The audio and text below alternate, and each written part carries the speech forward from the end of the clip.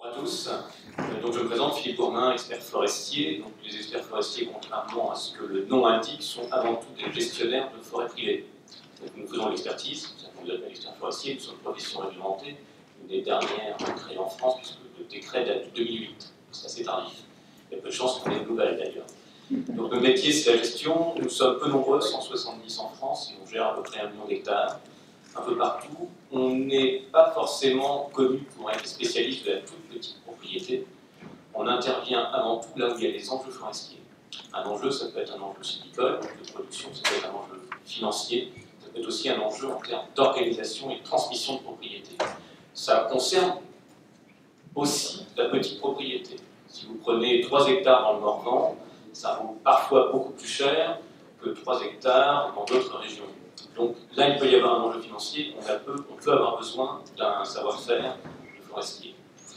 Il est clair que le morcellement est un frein à la mise en valeur des terrains. C'est la même chose qu'en agriculture. Coutume d'interroger les interlocuteurs en leur disant réfléchissez un moment à ce que serait l'agriculture française et l'agro-industrie française avec une structure foncière héritée de l'Ancien Régime. Imaginez vraiment qu'on soit leader en termes de production et en termes de transformation de produits. Ben, en forêt, malheureusement, on a cette structure foncière héritée et on fait avec. Alors on peut dire que c'est un avantage en termes de biodiversité, un avantage en termes de paysage, on peut donner des avantages. Il y a quand même un inconvénient majeur, c'est la production qui est atomisée. On a des problèmes de récolte, on a des problèmes d'économie d'échelle. Alors comment faire déjà? C'est éviter que cette propriété existante se morcelle davantage. On a vu qu'elle se morcelait dans les faits relativement peu. Et nous, notre métier, c'est de faire en sorte que les patrimoines familiaux, on essaie de les maintenir et les transmettre. Et pour ça, il faut qu'ils tournent. Il faut qu'ils aient une vocation économique avérée pour permettre la transmission, pour justifier le maintien, soit dans la famille, soit dans la société civile qui le détient, donc en forestier ou GFR. Si on n'a pas cette vocation économique, tôt ou tard, malgré l'affectif, j'ai bien entendu, qu'il y avait un attachement à la terre, à la forêt en l'espèce, malgré ça, au bout d'un moment, s'il n'y a plus la machine économique qui permet de dégager des revenus qui vont assurer l'entretien, la forêt va être soit vendue en bloc, ce qui me semble être un moindre mal, soit éventuellement morcelée, et qui ne répond pas à la question du prix. Donc c'est juste pour une petite présentation générale. Très bien, merci, merci M. Gourmin. Dominique Jarnier, je me tourne vers vous pour le point de vue des communes. Vous avez déjà été cité à plusieurs reprises. Effectivement, les communes forestières ont aussi un rôle important. Et puis je me pose même la question en termes de pouvoir, c'est ce que nous verrons peut-être dans une deuxième partie. Vous nous direz ultérieurement justement ce qui peut être fait. Mais je vous laisse, en restant à l'état des lieux et au bilan, par rapport à ce que vous avez entendu, par rapport à ce que vous connaissez sur le terrain, nous faire également part de la vision des communes. Je suis maire de Roche-en-Montagne dans le Puy-de-Dôme. Et donc j'ai entendu avec intérêt ce que, et puis même des fois un peu de désespération, parce que le maire n'a jamais été cité. Donc je rappelle simplement que notre cercle des communes forestières, nous sommes des communes qui n'ont pas de forêt, en tout cas une situation de forêt de manière. Mais nous sommes aussi donc des élus qui sont répartis sur le terrain partout et qui sont soucieux de l'intérêt général. L'intérêt général, pour les communes, en particulier les communes rurales, c'est la mise en valeur du territoire. Et puis, alors, nous sommes aussi bassement matérialistes. Vous savez que, puisque la question du jour, c'est le morcellement, en dessous de 12 € le foncier non bâti n'est pas prélevé. Donc, il ne faut pas multiplier trop de parcelles qui ne rapportent rien, il faut aussi récupérer quelque chose. Donc ça, alors, quelles sont nos préoccupations? Donc, je ne reviens pas sur, je reviendrai plus tard sur les moyens juridiques, donc on va les exposer comme une partie exposée. On a aujourd'hui des actions, alors le bilan, puisque c'est ce qui va parler des actions. Les actions qu'on a expérimentées aujourd'hui sont des choses, j'allais dire, un peu, on essaie d'utiliser les éléments que nous avons à disposition, et on a un partenariat avec les SAFER, justement, en partenariat avec les CRPF, mis en œuvre un certain nombre d'actions à partir justement des dispositions réglementaires, en particulier les 100 mètres au départ, essayer de mettre en œuvre notre regroupement. Et je dois dire que pour ma commune qui est relativement petite et accidentée, c'est compliqué. En revanche, j'ai des communes de l'Est qui sont un peu plus forestières, et pour le coup, on a des résultats significatifs en termes de regroupement, d'échange et d'aménagement foncier. Parce que le maire étant même un peu à la confluence de toutes les demandes, et l'aménagement foncier informel, c'est quelque chose qui est tout à fait possible en s'adressant au maire. Et même, je vais citer ma commune qui n'est pas très importante en surface, je suis sollicité, j'ai des qualité pour de nombreux habitants de communes diverses et variées qui me disent « moi je suis très embêté avec ces parcelles forestières, je ne veux surtout pas laisser ça à la charge de mes petits-enfants, donc qu'est-ce que je peux faire ?» Donc il y a aussi une démarche volontaire qui peut être initiée par le maire. Et je vais rester dans ce domaine-là avant de parler des instruments. Je rappelle quand même que la nature des biens au cadastre, la question se pose chaque année dans la réunion de la commission locale des locaux, qui peut permettre de questionner le cadastre justement pour constater que telle ou telle parcelle n'est plus en agricole mais bien en forestier, et d'interroger le propriétaire pour savoir s'il veut la garder ou pas, et auquel cas il faut qu'il assume les charges, et en particulier le défrichement si celui-ci peut s'imposer. Alors, je vous propose de continuer un instant, si vous voulez bien, M. Jarrier, parce que toujours en restant sur le bilan ou le constat par rapport à ce qui a existé, ce qui a été mis en place, les dispositifs qui ont été votés successivement, etc. M. Bourma le rappelait à l'instant, c'est ce qu'évoquait Mme Borzex tout à l'heure, vous faisiez le constat ensemble que les choses sont un peu stabilisées en quelque sorte. Le morcellement ne s'est pas accentué outre mesure. Alors, est-ce que effectivement c'est parce qu'il y a statu quo et que la situation semble se figer, ou est-ce qu'on peut imaginer que, pour ce que vous en savez, c'est un petit peu il y a quand même un mouvement de morcellement qui continue de s'opérer, qui est compensé par les dispositifs qui ont été mis en place? Comment est-ce que vous vivez les choses sur votre propre territoire et sur les territoires des communes en général? Je crois que la tendance au morcellement, elle peut se poursuivre encore que les parcelles sont tellement petites, j'ai pu encore les partager encore plus. Mais non, je pense qu'effectivement, dans les successions, je vais faire le procès des notaires. Effectivement, la solution de facilité qui consiste à dire on partage, il y a des tas d'explications qui ont été tout à fait légitimes, que j'ai entendu ce matin cet après-midi. Donc, dans cette tentation de simplifier peut être encore pratique. Je ne suis pas sûr qu'elle soit.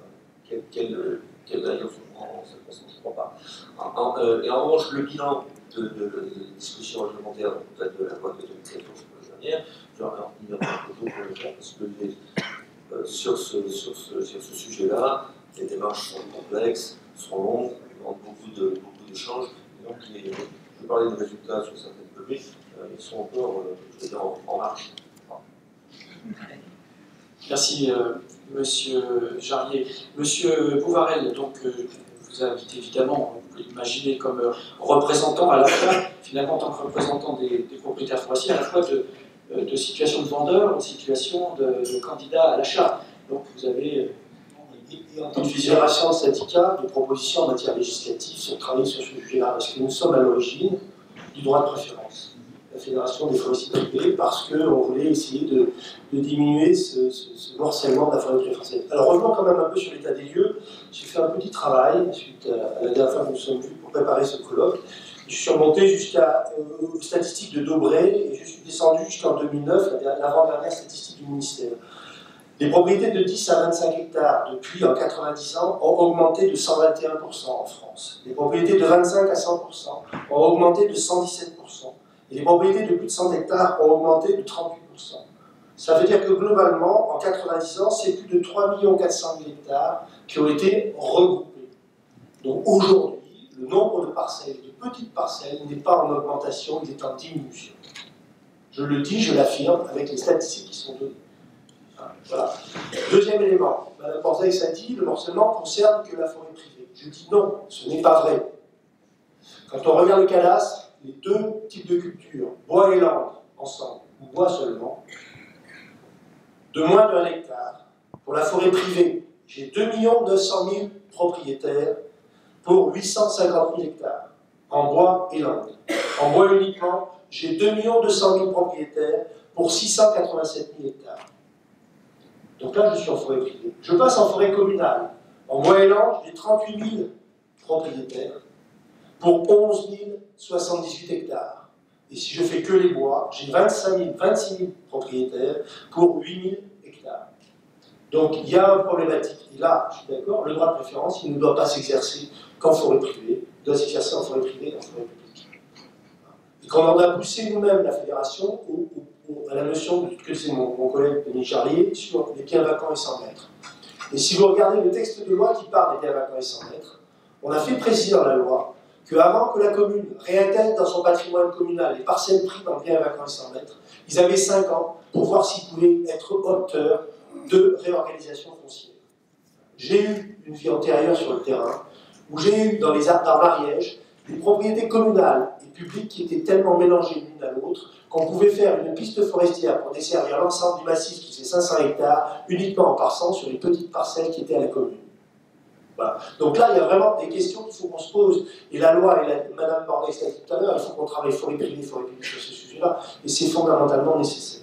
Bon, voilà quelques éléments à lui donner avant de partir. Alors, le droit de préférence, j'avoue que tout à l'heure, j'étais, je dirais, en ébullition. Je crois, et j'en ai parlé tout à l'heure avec monsieur le juge de cassation, nous avons écrit ce droit de préférence avec un certain nombre de choses qui sont prises dans la loi. Et il faut que la loi a force de loi, et elle s'applique. La référence aux parcelles voisines, la loi fait référence au cadastre. Donc c'est le cadastre qui fait foi, qu'il soit juste ou faux. La loi a dit c'est le cadastre, et c'est le cadastre qui s'applique. Donc si un propriétaire n'a pas fait le changement de nature de culture, ou le notaire n'a pas encore eu parce qu'il y a le temps que les choses se fassent, la modification au cadastre de qui est propriétaire, c'est celui qui est au cadastre au moment où l'acte de vente est fait, qui est celui qui est considéré par ça. Je crois qu'il ne faut pas compliquer les choses.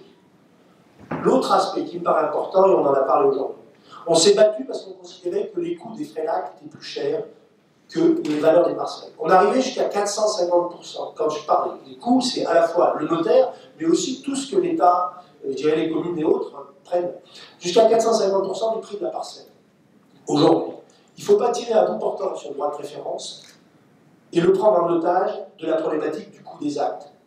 Aujourd'hui, et depuis qu'on a annoncé l'avancée de ce colloque, ça s'était un peu calmé, j'ai reçu au moins 250 mails de toute la France, de propriétaires forestiers qui me disent « ça ne peut plus durer, nous sommes pris en otage par le fait du coût des actes ». On a beaucoup de notaires, et j'ai eu 2 maîtres de notaires qui ont refusé de faire l'acte parce que c'était une trop petite parcelle. Donc il faut qu'on sorte de ce problème-là par le haut. Il faut qu'on voit avec le Conseil supérieur du notariat et avec l'État, parce qu'il faut voir ça globalement, comment on peut résoudre ce problème-là. Voilà ce que je voulais dire, et ça me paraît important et fondamental. Merci monsieur Bourrel, je me retournerai vers vous évidemment sur la partie plus prospective, si vous avez des suggestions à faire. En tout cas, très heureux que vous ayez pu faire sortir un peu la vapeur et lever la pression à cette occasion. Vous qui bouilliez sur les rangs tout à l'heure, vous avez enfin eu l'occasion d'exprimer tout ça et je vous en remercie. Maître Dussault, je vous ai présenté tout à l'heure comme notaire à Paris, même s'il n'y a pas beaucoup de forêts à Paris, ça n'empêche pas que s'y trouvent des experts de la forêt dont vous faites partie, parmi les notaires. Et je vous laisse également réagir à ce que vous venez d'entendre pour savoir ce que vous partagez ou non quant au bilan et à l'état des lieux. Alors, ma pratique, elle reprend un peu tout ce qui a été dit, à savoir que les acquéreurs sont très déterminés, mais quand on vient nous voir, souvent on se trouve face à des vendeurs qui, dans le cas extrême, ne sont pas capables, donc problème, on va prendre du temps et on ne va pas vendre, hein, ou ne sont pas titrés, les origines de propriété n'ont pas été faites, les successions n'ont peut-être pas été réglées, et donc ça va entraîner un certain nombre de coûts incompressibles, établissement d'actes de notoriété, d'attestation de propriété, qui vont décourager les vendeurs et qui diront bah, pour une parcelle à 1000 €, je ne vais pas engager tous ces frais ou je ne vais pas mettre mon grand-père sous tutelle. Alors l'acquéreur, lui, va être disposé parce que généralement ils sont déterminés à payer ses frais, mais il n'empêche que le coût est un frein à ces mutations. Après, côté notaire, je voudrais dire un point sur la multitude des droits de préemption et de préférence. C'est-à-dire qu'on est dans le schéma propriété au cadastre à usage de bois et forêt, moins de 4 hectares. Donc le notaire arrive là-dedans, il va regarder le droit de préemption. Si on a une parcelle, enfin je ne vais pas vous reprendre toutes les conditions, mais on peut se heurter, devoir purger le droit de préemption de l'État, le droit de préemption de la commune, si elle remplit les conditions, Ensuite, les droits de préférence de la commune, alors qui ne remplit pas les mêmes conditions, c'est-à-dire que si on a des parcelles forêts et non boisées, le droit de préemption fonctionne, les droits de préférence ne va pas fonctionner. Le droit de préférence va fonctionner quand bien même il y aurait de la forêt, quand bien même il n'y aurait pas de forêt limitrophe et de plan de mise en valeur de la forêt. Qu'est-ce qui se passe si on vend plusieurs parcelles sur plusieurs communes? Une parcelle, à ma connaissance, une commune ne peut pas préempter une parcelle située sur une autre commune. Après, on peut avoir des ENS, on peut avoir eu une coupe rase, donc là ça fait avoir un droit de préemption. Et voilà, ça c'est les droits de préemption. Après, on reste lancé dans les droits de préférence. Droits de préférence donc, de la commune, préférence du voisin, avec des problèmes de purge de délai. Hein. On peut avoir un droit de préférence conventionnel si la parcelle avait fait l'objet d'une transaction, si un cahier des charges s'affaire, et un droit de préférence conventionnel si on vend dans les 10 ans. Et puis enfin, on a le droit d'information de la SAFER. Bon, mon confrère tout à l'heure avait évoqué quelques points tendus et difficiles à régler. Je ne sais pas si on va appeler tous les jours le professeur Rochard, mais il n'empêche qu'il faudrait. Il faudrait parce que, et c'est parce qu'on est dans cette situation petite forêt, petite parcelle, qu'on peut se heurter d'abord à des problèmes de temps. Si on décide, si on a tous ces droits de préemption cumulés, on part sur des délais incompressibles qui seraient importants. Si on purge en même temps les droits de préemption, qu'est-ce qui se passe? Parce qu'il faut indiquer aux autres organismes les droits de préemption qui priment. Qu'est-ce que je fais avec le droit de préemption de l'ENS? Est-ce que je le mets par rapport à l'État, à la commune? Je ne sais pas. Et puis derrière, s'il n'y a pas de droit de préemption, si c'est le droit de préférence, si j'ai plus de 10 voisins, on fait partie de l'affichage plus une publicité dans un journal d'annonce légale. Et là, on est parti sur 2 mois. L'acquéreur, le voisin qui va prendre, prendra le temps de réfléchir, et puis au bout de 4 mois, il sera déchu. Mais nous, on aura perdu 4 mois. Peut-être que l'acquéreur d'origine ne voudra plus acquérir. Donc, ce que je veux dire, c'est du temps, un réel coût, une technicité, parce qu'une fois que vous avez purgé tout ça, je reviens sur le temps, encore faut-il que les vendeurs soient toujours les mêmes, et que l'acquéreur veuille toujours acquérir. Voilà pour le bilan, un peu caricatural, mais quand même concret et vécu. Bien résumé, effectivement, retour d'expérience là aussi. Merci pour cette quasi-synthèse de la situation, en tout cas pour ce que vous en connaissez. Jean-Yves Henry, pour terminer ce premier tour d'horizon, vous nous avez déjà donné à partager un certain nombre d'éléments de contexte et d'état des lieux. Peut-être pouvez-vous revenir plus pratiquement sur le recul qu'on a maintenant sur les dispositifs existants, sur leur efficacité, notamment ceux dont vous disposez, dont vous usez, comme le groupement forestier d'investissement. Je vous laisse nous en dire quelques mots, toujours dans ce cadre du bilan, de l'état des lieux. Nous parlons éventuellement des outils à venir ou des dispositifs souhaités ou en devenir, en gestation dans une deuxième partie. Merci. Les groupements forestiers adhérents à la SFOR sont évidemment, comme tous nos autres collègues, confrontés à la mise en œuvre du droit de préférence, soit comme acheteurs, soit comme vendeurs. Ils sont aussi confrontés au droit de préemption, et je n'ai rien de plus à ajouter aux remarques qui ont été faites et qui convergent tous dans le même sens. C'est quelque chose d'utile, mais ça mérite d'être aménagé. En revanche, et compte tenu du thème du colloque, nous disposons aujourd'hui d'un outil qui est à même d'éviter d'alimenter le morcellement avec la création des groupements forestiers d'investissement. En effet, aujourd'hui, il y a des investisseurs qui sont intéressés aujourd'hui, d'une façon générale, au placement en bien réel, c'est-à-dire aux biens qui sont tangibles, et la forêt fait partie de ces actifs qui sont tangibles. Deuxièmement, ces personnes ne peuvent pas forcément consacrer des sommes importantes à leurs investissements. Il faudrait y consacrer de 10 000 à 150 000 euros. Mais pas plus, ils ne le souhaitent pas. Troisièmement, ce sont des personnes qui n'ont pas forcément envie de s'impliquer dans la gestion du bien quotidien et qui souhaitent en déléguer totalement la gestion. Mais pour autant, ils ne veulent pas faire n'importe quoi, ils ne veulent pas investir n'importe comment, ils veulent être informés des risques ils veulent être sûrs que l'interlocuteur qu'ils ont en face d'eux est un interlocuteur professionnel, autrement dit, agir, investir en ayant, un, de l'information et deux, de la sécurité. C'est ce qui nous a conduit à demander, depuis quelques années déjà, la création des groupements forestiers d'investissement. Ça a été un long parcours institutionnel avec des avancées, puis des stop and go, et puis enfin, heureusement, le texte a été définitivement voté sous forme d'une ordonnance en octobre dernier. Aujourd'hui, nous sommes dans l'attente des dispositifs d'accompagnement réglementaire.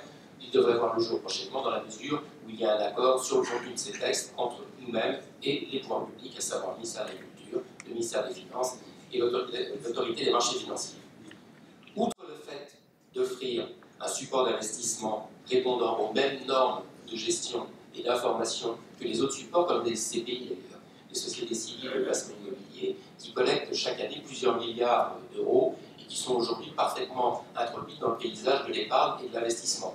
Eh bien, d'ailleurs, les groupements forestiers d'investissement font partie du même paragraphe du Code monétaire et financier que les sociétés civiles de placement immobilier. Eh bien, aujourd'hui, les investisseurs disposent d'un outil qui, pour ceux qui souhaitent investir en forêt, n'iront pas alimenter le morcellement que nous avons décrit aujourd'hui, mais qui est à l'état de fait. Est-ce qu'il y a, en deux mots, qu'est-ce qui a pu convaincre le législateur, après tous ces stop and go que vous avez évoqués, de l'intérêt de ce groupement foncier d'investissement, et qu'en est-il attendu concrètement? Est-ce qu'il y a des objectifs chiffrés? Est-ce qu'il y a des tendances qui sont déjà connues ou que vous avez déjà vous-même investies?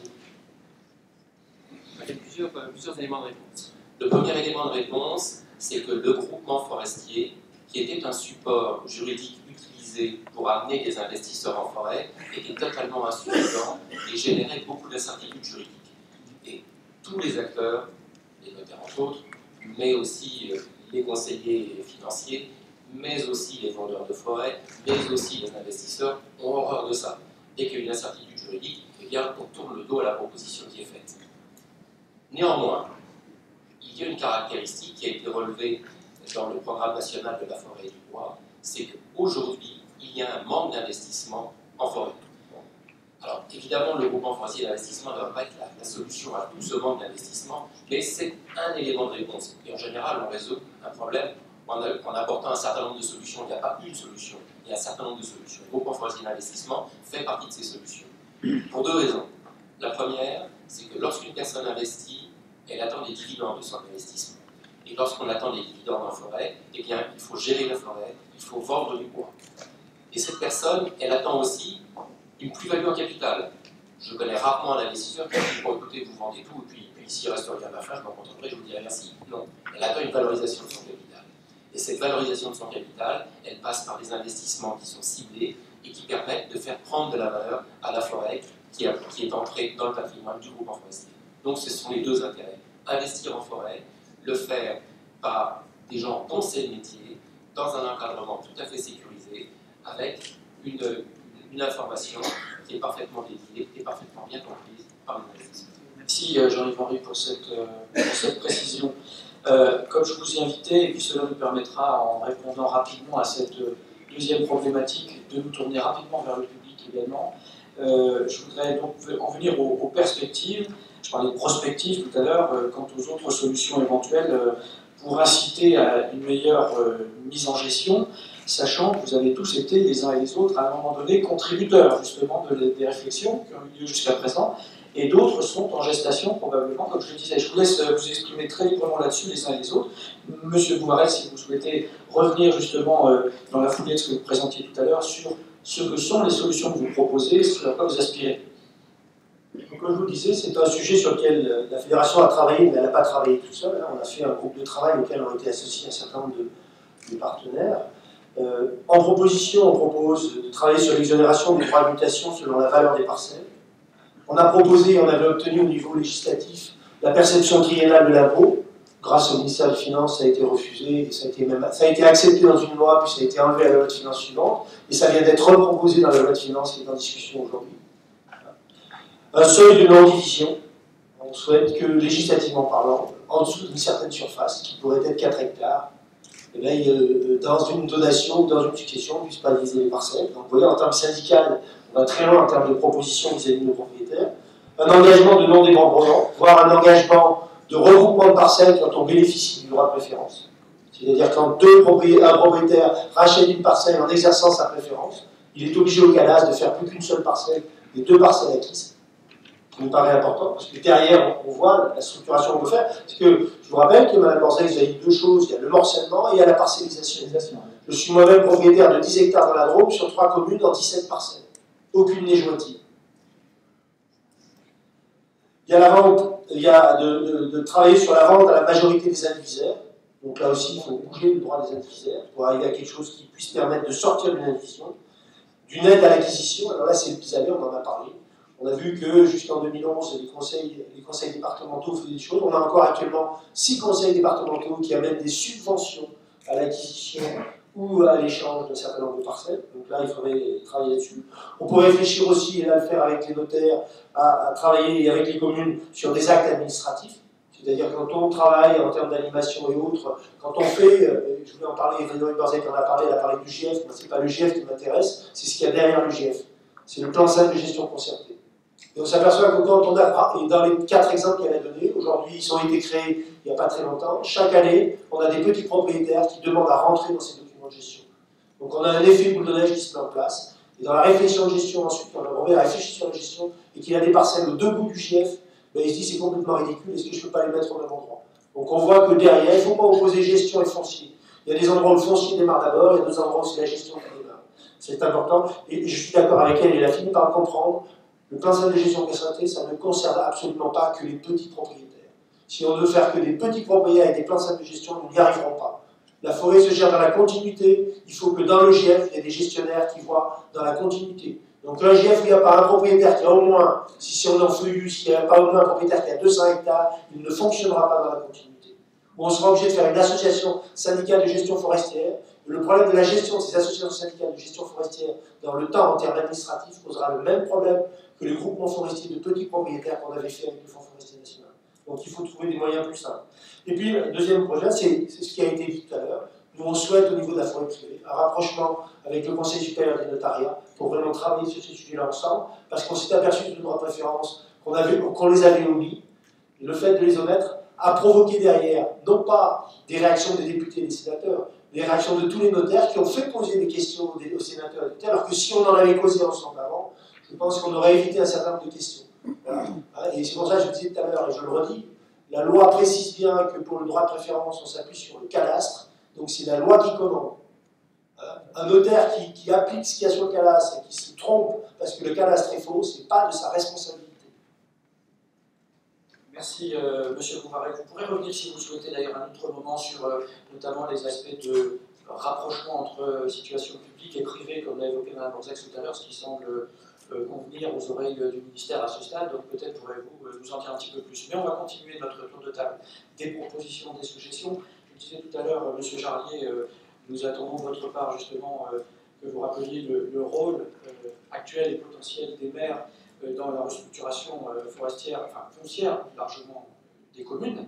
Mais peut-être au passage, pourrez-vous nous dire 2 mots également de ce qui a été évoqué tout à l'heure très rapidement, la notion de biens vacants sans maître, qui peut vous concerner également, que vous rencontrez sur le terrain. Je vous laisse nous faire cette vision prospective que vous allez nous proposer à ce stade et qui va peut-être susciter quelques commentaires ou suggestions ultérieurement. Ce ne sera pas prospectif parce que je l'ai vu cette année, parce que sans doute que là aussi j'étais un peu ciblé par le préfet. Donc j'ai reçu effectivement le courrier du préfet qui m'a expliqué que j'avais telle ou telle parcelle qui avait été. Le cadastre avait dit au préfet d'identifier un certain nombre de parcelles. Et que, la procédure normale, c'est que chaque 1er mars de chaque année, les services du cadastre doivent donner au préfet la liste des parcelles qui sont pour lesquelles il n'y a pas eu de passation du foncier normatif depuis 3 ans et qui sont présumées sans maître, il n'y a pas de propriétaire inconnu. À la date du 1er juin chaque année, donc le préfet doit informer la commune. La commune a un délai de 6 mois pour statuer sur ce qu'elle peut faire de cette situation, sachant que soit elle accepte ses biens, soit c'est l'État qui va les récupérer de son côté. Donc, après, la commune se positionne, enfin, en analysant un peu éventuellement ce qu'elle peut faire ou ne pas faire, c'est bien. Et après, il y a un affichage en mairie de 6 mois qui dit bah, s'il y a des gens qui se manifestent, et à l'issue de ces 6 mois, et ben, la procédure est dictée, toutes ces parcelles rentrent dans le domaine privé de la commune.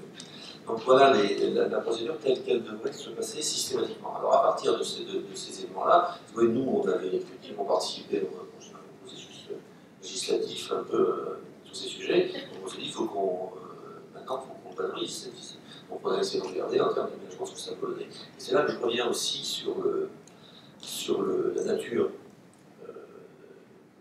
identifiée au cadastre, parce que si on a des parcelles qu'on a acquises par le biais de la procédure d'environnement et sans même, et si elles sont en nature de bois au cadastre, on a 5 ans pour soit trouver des moyens d'aménagement divers et variés, échanges, etc., informels, formels, enfin, trouver quelque chose, et puis à l'issue de ces 5 ans, ces biens doivent rentrer systématiquement dans le domaine du régime forestier, et peut-être éventuellement, si tant est que l'Office national des forêts est en mesure de mettre un document d'aménagement sur ces biens-là, être la base de réflexion sur justement les droits de préférence, les droits de préemption.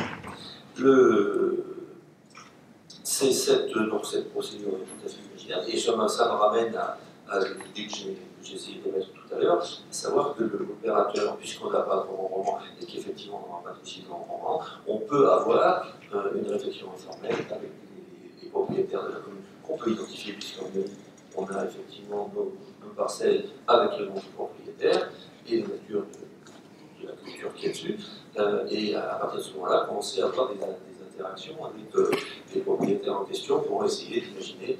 Alors, quand je disais ça il y a quelques mois, là je suis un petit peu moins enthousiaste, parce que cette procédure d'analyse est quand même très difficile. Il faut beaucoup de temps, rencontrer les gens, c'est très complexe. Donc, en tout cas, en fonction des enjeux, on peut y penser. Et quand je disais tout à l'heure aussi qu'on a des procédures aujourd'hui qui nous permettent de trouver un peu d'argent, et on met de l'argent, pas seulement pour faire les acquisitions, mais de l'argent aussi pour animer ce dispositif. On a des projets qui sont sortis, je pense à la dynamique forêt ou à l'appel à l'obligation d'intérêt, qui était de l'argent du fonds stratégique, qui était venu, du fonds stratégique, du fonds chaleur d'abord, qui était venu suppléer le fonds stratégique, pour dire on va essayer de mettre en sylviculture des parcelles qui sont aujourd'hui un peu en taillis. Et donc cet appel à projet s'est traduit aussi par une action foncière, une action d'animation, une action d'investissement, puisque une fois que le bois et l'énergie a été récolté, il y a la possibilité de faire financer de l'investissement, de la plantation. Donc on a quelques outils, certes ça n'a pas des effets. Donc j'ai compter sur la convergence des outils compatibles et qui doivent pousser dans le même sens. Et comme mon cabinet voisin, je suis notaire, j'ai aussi tendance à dire à mon ami notaire qu'il faut aussi qu'il nous donne un coup de main de ce point de vue-là, et que quand on se connaît bien, il est capable de me solliciter quand il y a besoin. On l'a bien compris. Merci beaucoup, Monsieur Jarlier. On continue ce tour d'horizon des recommandations et propositions diverses. Monsieur Gourmin, si vous voulez prendre la suite, on va continuer à peu près dans le même ordre. Et puis tout de suite, après les compléments et les interventions respectives de Jean-Yves Henry et de Maître Moussou, on se tournera vers vous de nouveau pour vous permettre d'échanger avec eux. Bien, on a vu tout à l'heure avec le ministère de l'Agriculture qu'on n'aura pas de remembrement massif et actif en forêt. Il faut dès lors s'orienter vers un remembrement passif, forcément lent. On est sur des décennies, mais nous, forestiers, la décennie, c'est notre temps quotidien. C'est notre matière première. On a à nos dispositions une multiplicité d'outils. Depuis 2 heures, vous entendez des exposés sur les droits de préemption, les droits de préférence, etc. Y compris dans votre profession du notariat, vous avez fait un effort sur le coût de l'acte. Mais chaque outil trouve individuellement sa propre limite. Et pour une raison simple, c'est l'économie d'échelle. On est lié aux petites parcelles, donc on se heurte au problème de l'économie d'échelle. Donc il ne faut pas croire qu'on a une solution miracle. S'il y avait une solution miracle, on aurait même eu un colloque sur ce sujet-là. Donc il va falloir qu'à l'avenir, on se montre extrêmement imaginatif pour trouver des outils qui, collectivement, seront plus performants. Je n'ai pas la solution. Je dis simplement qu'il y a des outils qui croisent à la fois des aspects fiscaux les aspects juridiques, mais il manque un aspect qu'on a perdu avec la dernière loi forestière, qui était la perception de la taxe foncière sur les petites parcelles. Je pars du principe qu'on est réellement propriétaire quand on s'acquitte d'un impôt.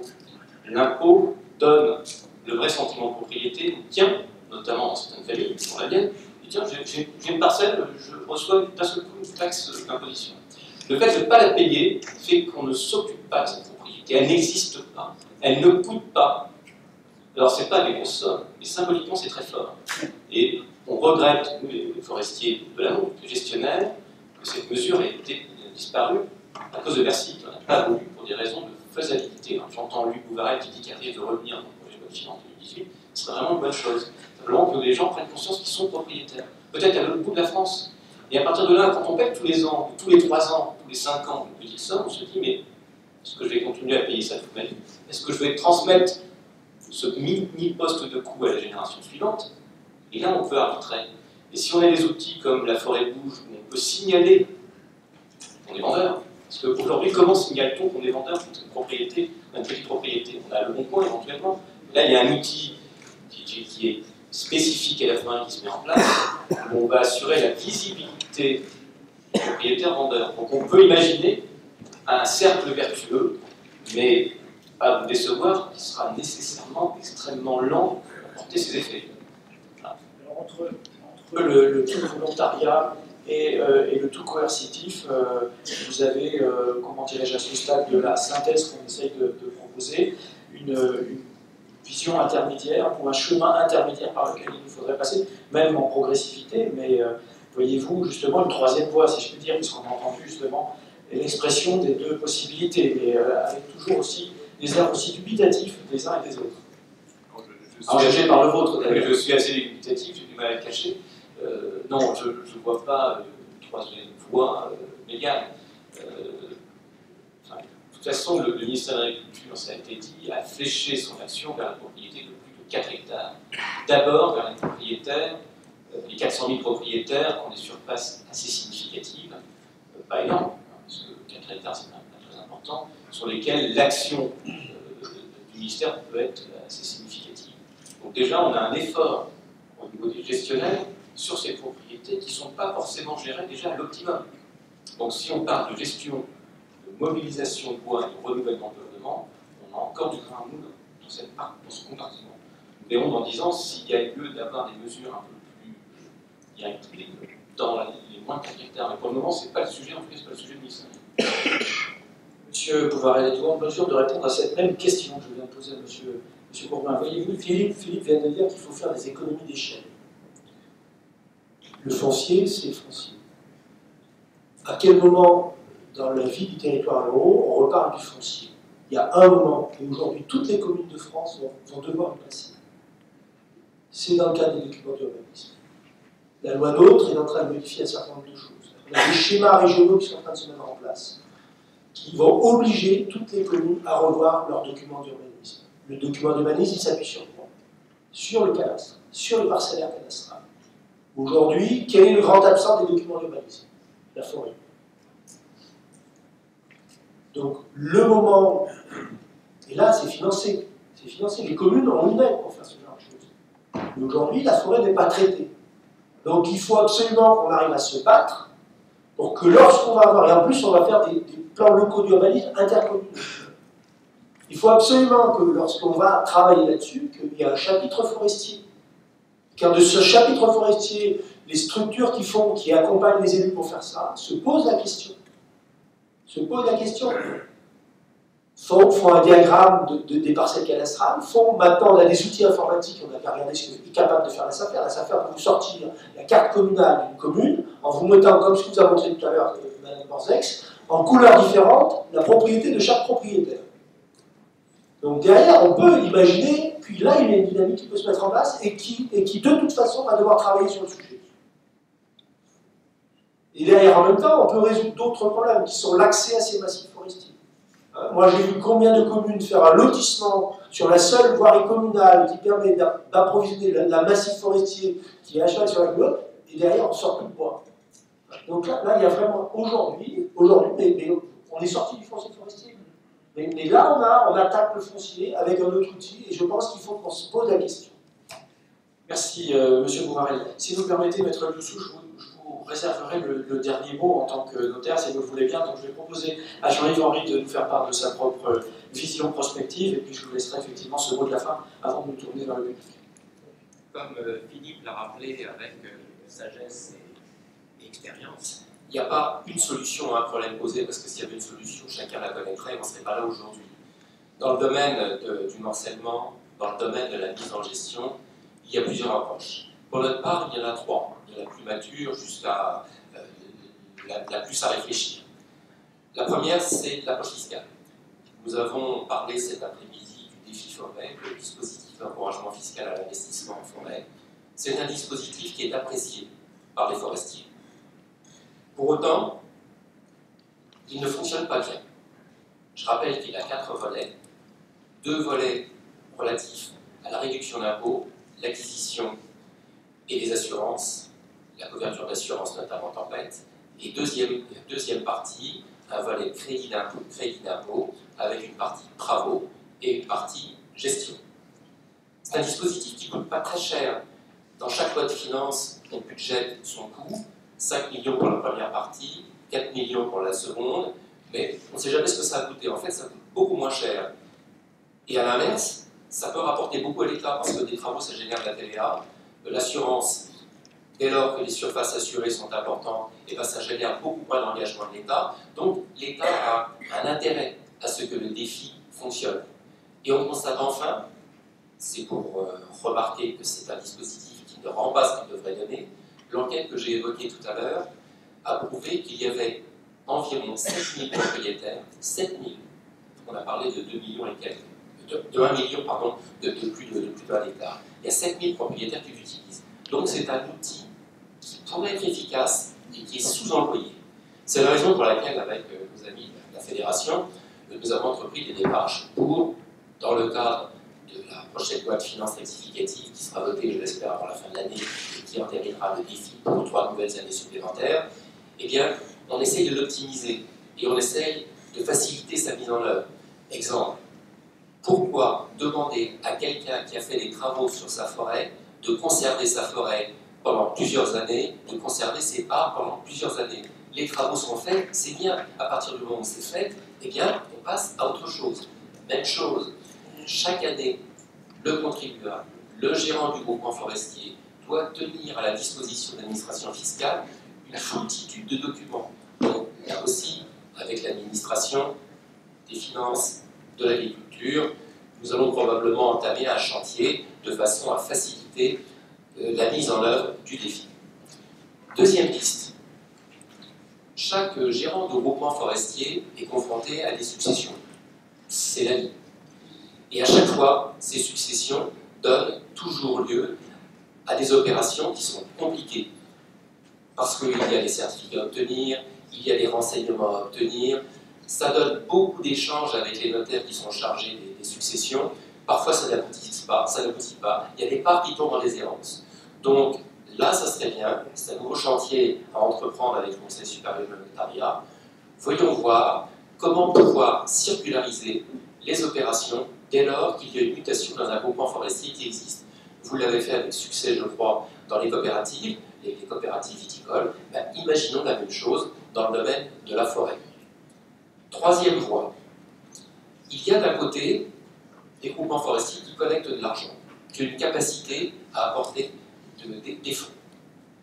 En face, il y a des parcelles, des petites parcelles, qui souhaiteraient être regroupées.